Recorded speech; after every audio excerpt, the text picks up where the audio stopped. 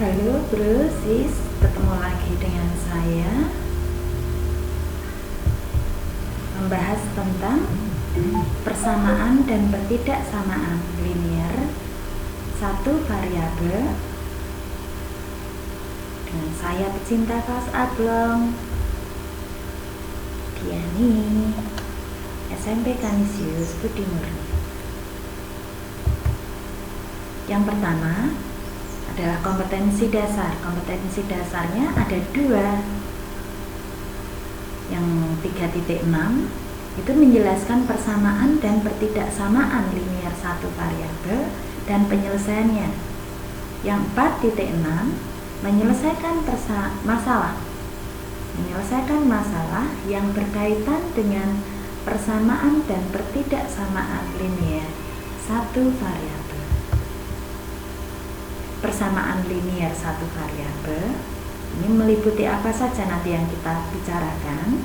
Yang pertama yaitu tentang kalimat terbuka. Yang kedua, menentukan nilai variabel dalam persamaan linier satu variabel. Yang ketiga, mengubah masalah yang berkaitan dengan persamaan dan ketidaksamaan linier satu variabel menjadi model matematika. Yang terakhir, menyelesaikan masalah nyata yang berkaitan dengan persamaan dan ketidaksamaan linier satu variabel. Tujuan pembelajarannya, yang pertama, peserta didik mampu menjelaskan kalimat terbuka. Yang kedua, peserta didik mampu menentukan nilai variabel dalam persamaan linier satu variabel. Yang ketiga, peserta didik mampu mengubah masalah yang berkaitan dengan persamaan dan ketidaksamaan linier satu variabel menjadi model matematika. Yang keempat, peserta didik mampu menyelesaikan masalah nyata ya, yang berkaitan dengan persamaan dan ketidaksamaan linier satu variabel. Nah, di sini sekarang kalian saya ajak untuk mengenal kalimat dalam kehidupan sehari-hari ya. Mengenal kalimat dalam kehidupan sehari-hari yaitu di sini mengenal kalimat terbuka, persamaan dan ketidaksamaan linier satu variabel.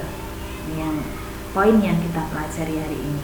Mengenal kalimat dalam kehidupan sehari-hari.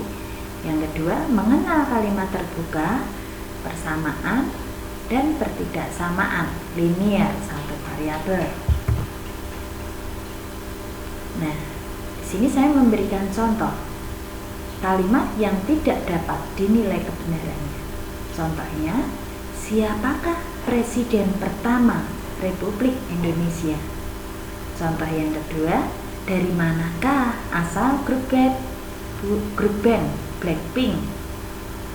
Siapakah user ID Anda pada Facebook atau IG? Yang keempat, suatu bilangan jika ditambah 2 dikalikan 3 kemudian dikurangi 5 hasilnya 8.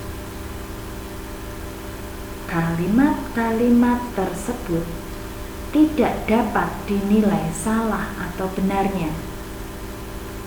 Mengapa? Dijawab sendiri-sendiri ya. Nah, di sini selain kalimat yang tadi, saya akan memberi contoh kalimat yang bernilai benar.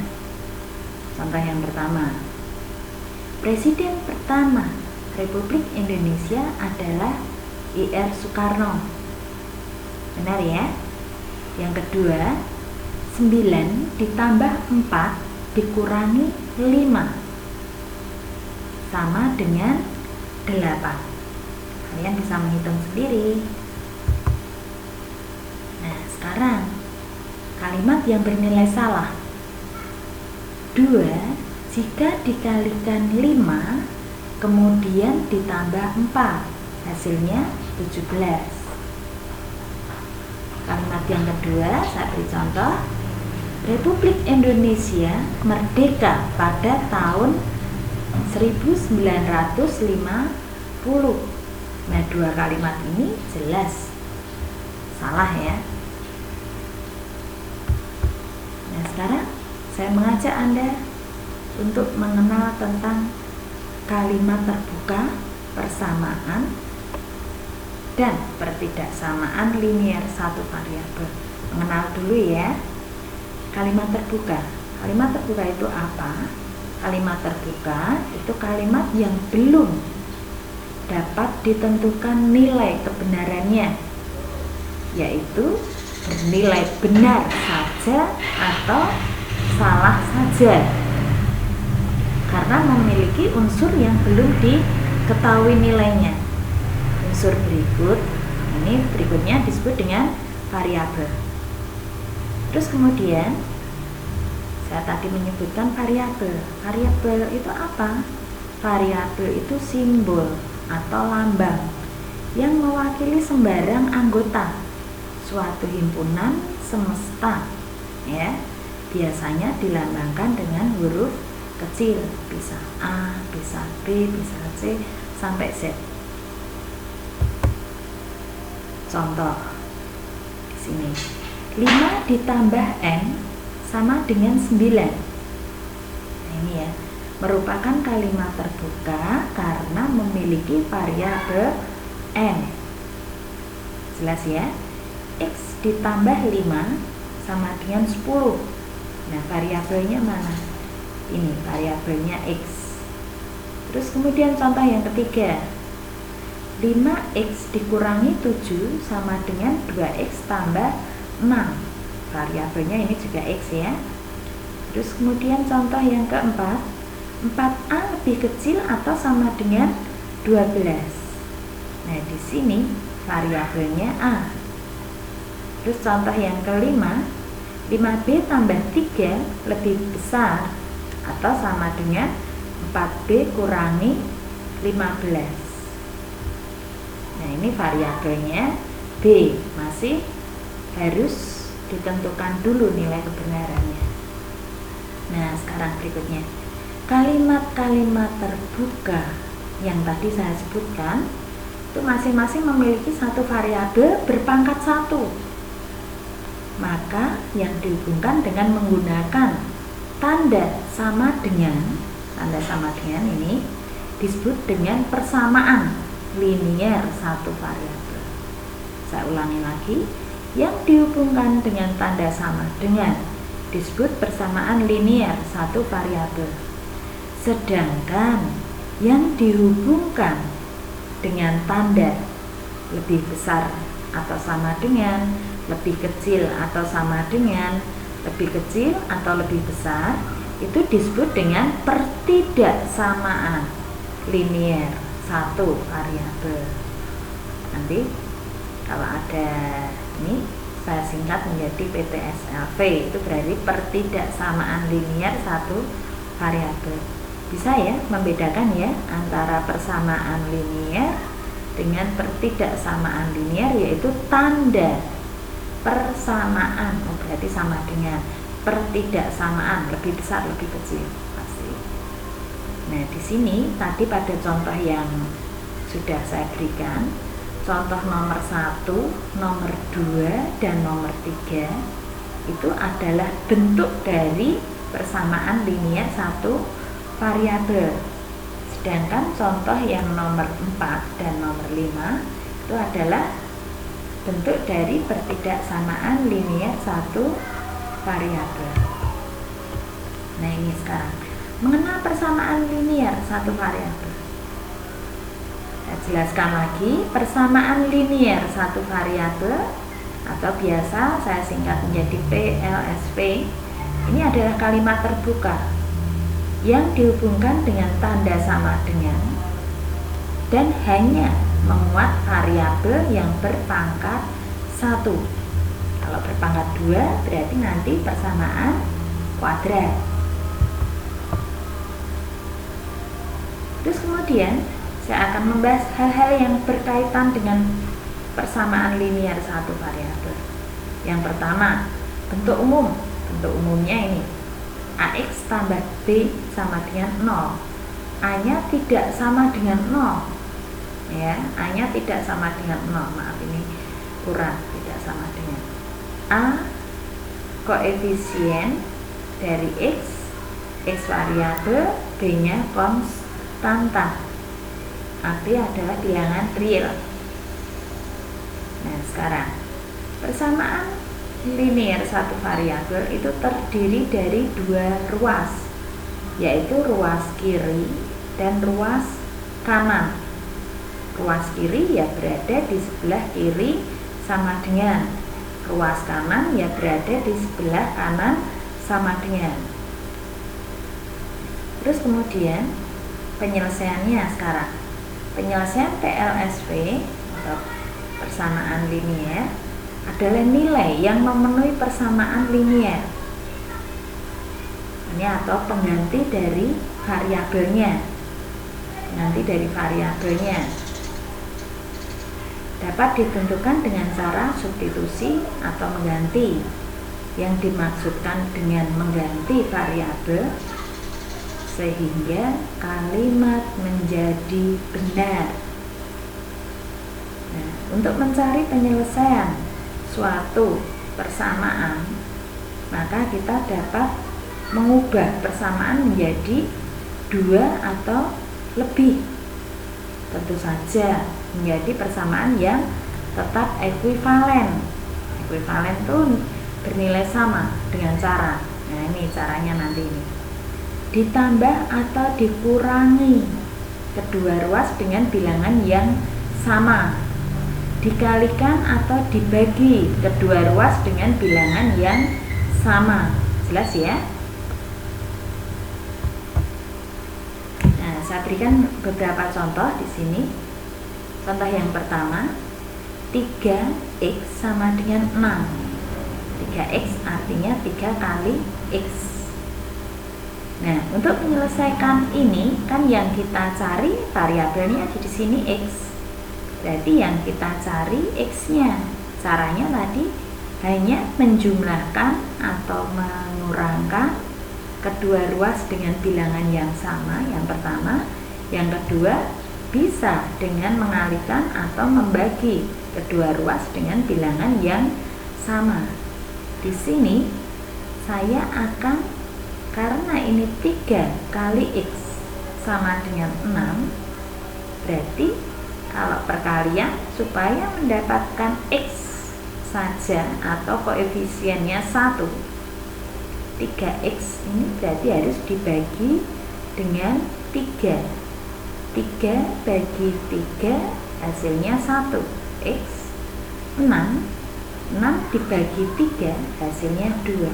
Oh, x-nya sama dengan 2. Jelas ya? Terus yang nomor 2, ini saya tambah lagi, tidak hanya 3x sama dengan, tapi 3x tambah 3 sama dengan 6. Untuk mencari x, nilai x, berarti di ruas kanan, maaf, di ruas kiri ini masih ada 3. 3-nya harus dihilangkan. Kalau dihilangkan berarti tambah 3 harus dikurangi 3. 3 kurangi 3 habis. Maka di ruas kiri tinggal 3x. 6 dikurangi 3 hasilnya 3. 3x sama dengan 3. Sama seperti pada nomor 1. Karena 3x, supaya koefisiennya 3 ini menjadi 1, berarti harus dibagi 3. 3 bagi 3, 1. X sama dengan 3 bagi 3 lagi 1. X-nya sama dengan 1. Jelas ya? Contoh yang ketiga, 5x tambah 3 sama dengan 3x kurangi 5. Nah, saya mau membuat ruas kiri ini hanya x saja. Berarti langkah pertama, kedua ruas dikurangi dengan 3. 5x kurangi 3 tinggal 5x. 3x kurangi 5 kurangi 3 yang bisa disederhanakan min 5 kurangi 3 min 8. Jelas ya. Terus kemudian kalau sudah di ruas kanan ini masih ada x. Supaya x-nya hanya di ruas kiri saja, berarti kedua ruas harus saya kurangi dengan 3x. 3x kurangi 3x habis untuk yang ruas kanan tinggal min 8. 5x kurangi 3x sama dengan 2x, sama seperti tadi. Ini akan saya buat x, hanya x saja yang berada di ruas kiri. Berarti ruas kiri saya bagi dengan 2. 2x bagi 2x min 8 bagi 2 min 4. Itu contoh yang ketiga. Contoh yang keempat, kita sudah menggunakan kurung seperti ini. Masih ingat ya pada bentuk aljabar ya. Kita jabarkan dulu. Berarti masing-masing kita kalikan dengan angka yang di depan kurung. 5 kali x 5x, 5 kali 6 30, 2 kali x 2x, 2 kali 3 6. Jelas ya. Sama dengan proses yang nomor 3. Ini saya mau menghilangkan yang ada x-nya dulu, yang sebelah kanan. Sebelah kanan 2x-nya biar hilang, berarti harus dikurangi 2x. 5x kurangi 2x 3x. Acak, masih acak 30-nya. 2x kurangi 2x habis. Ya, tinggal min 6 atau negatif 6. Nah, sekarang berikutnya untuk yang ruas kiri saya akan menghilangkan negatif 30 ini. Kalau negatif 30 berarti supaya jadi 0 berarti ditambah 30. Negatif 30 tambah 30 habis untuk ruas kiri. Min 6 ditambah 30 24. Sama seperti tadi. Ini yang saya cari x nya berarti 3x dibagi 3. X 24 nya juga jangan lupa dibagi 3, 8. Jelas ya. Terus contoh yang berikutnya, saya mengambil contoh pecahan. 1/5x kurangi 2 sama dengan x kurangi 1/2. Ini kita lihat. Kalau pecahan seperti ini kita lihat penyebutnya. Maka masing-masing saya kalikan dengan KPK penyebut. Karena ini 5 dan 2 ya, saya kalikan 10. Nah ini 1/5 kali 1/5x kali 10. Hasilnya 2x. 2 kali 10 min 20. Yang ini karena 10 kali x kurangi 1/2, 10 dibagi 2, 5 kali x kurangi 1. Terus sama seperti tadi yang contoh nomor 4, kalau ada angka di depannya kurung berarti harus dijabarkan dulu, kalikan satu-satu ya. 5x kurangi 5. Terus kalau sudah pada baris yang ketiga, saya akan menghilangkan ruas kanan yang ada x nya karena saya mau mencari x nya di ruas kiri saja. Berarti harus dikurangi dengan 5x. 5x kurang 5x habis ruas kiri. 2x kurangi 5x min 3x. Kurangi 20, yang kanan acak min 5. Terus kemudian sama seperti tadi, ini yang konstanta ini negatif 20 ini akan saya hilangkan. maka kedua ruas harus ditambah dengan 20. Min 3x sama dengan 15. Ini kedua ruas saya bagi dengan min 3. Min 3 bagi min 3 1x. 15 bagi min 3 sama dengan min 5. Jelas ya?